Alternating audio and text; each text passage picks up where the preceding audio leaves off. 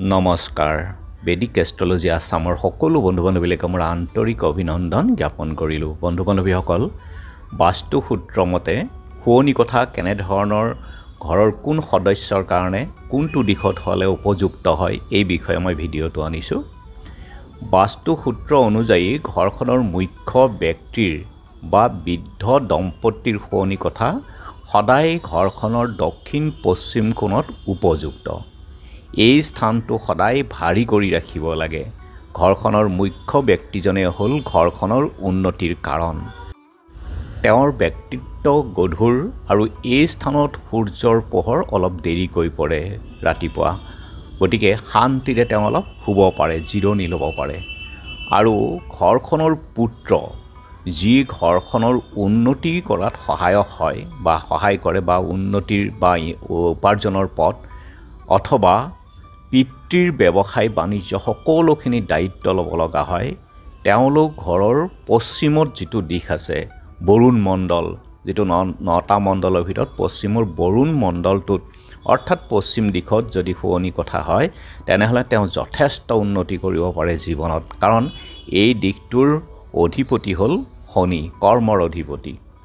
বৰুণৰ মণ্ডলত কথা হ'লে তেওঁ সকলোখিনি দায়িত্ব সহজে তেওঁ পালন কৰিব পাৰে আৰু তেওঁৰ ক্ষমতাও বৃদ্ধি হয় পালন কৰাৰ।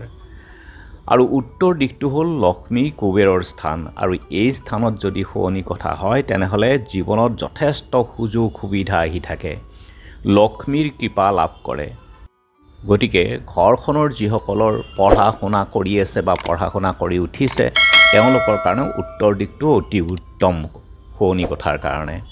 আৰু যিসকলে সামাজিক ক্ষেত্ৰ বা ৰাজহুৱা ক্ষেত্ৰত কাম কৰি আছে বা যেনেদৰে ৰাজনীতিক নেতা বা সমাজসেৱিক বা যিবিলাক মিডিয়াত কাম কৰে তেওঁলোকৰ কাৰণে হ'ল পূব দিশটো। পূব দিশটো হ'ল সামাজিক সংযোগৰ স্থান। গতিকে এই স্থানত যদি শুৱনি কথা হয় তেনেহ'লে ৰাজনীতিক সামাজিক খণ্ডত তেওঁ যথেষ্ট উন্নতি লাভ কৰিব পাৰে। তেওঁলোকৰ কাৰণে উপযুক্ত দিশ হ'ল পূব দিশ, আৰু তেওঁলোকৰ সামাজিক প্ৰতিষ্ঠা লাভতো সহায়ক হয়। আৰু উত্তৰ পূব দিশটো যিটো আমাৰ ঈশান কোণ, এই ঈশান কোণটো আমাৰ ভগৱানৰ স্থান।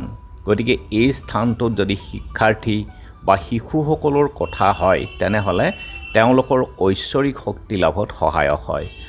ৰাতিপুৱা সূৰ্যৰ যিটো কিৰণ, যিটো ঐশ্বৰিক শক্তি সোনকালেই ৰুমত পৰেগৈ, আৰু সেইকাৰণে শিশুসকলৰ সক্ৰিয়তা বৃদ্ধি পায়। আৰু এই দিশটোৱেই উত্তৰ পূবৰ এই দিশটো সুযোগ সুবিধাৰো আৰু প্ৰতিৰক্ষাৰো দিশ। গতিকে তেওঁলোকৰ শাৰীৰিক প্ৰতিৰক্ষা ক্ষমতাও বৃদ্ধি পায় শিশুসকলৰ এই স্থানটোত যদি ৰখা হয়। গতিকে আপোনাৰ এই সপোনৰ ঘৰখন যেতিয়া আপুনি নিৰ্মাণ কৰিব তেতিয়াহ'লে আপুনি বাস্তু সূত্ৰ প্ৰয়োগ কৰি এক ঐশ্বৰীয় স্থান হিচাপে তৈয়াৰ কৰি ল'ব পাৰে। ধন্যবাদ।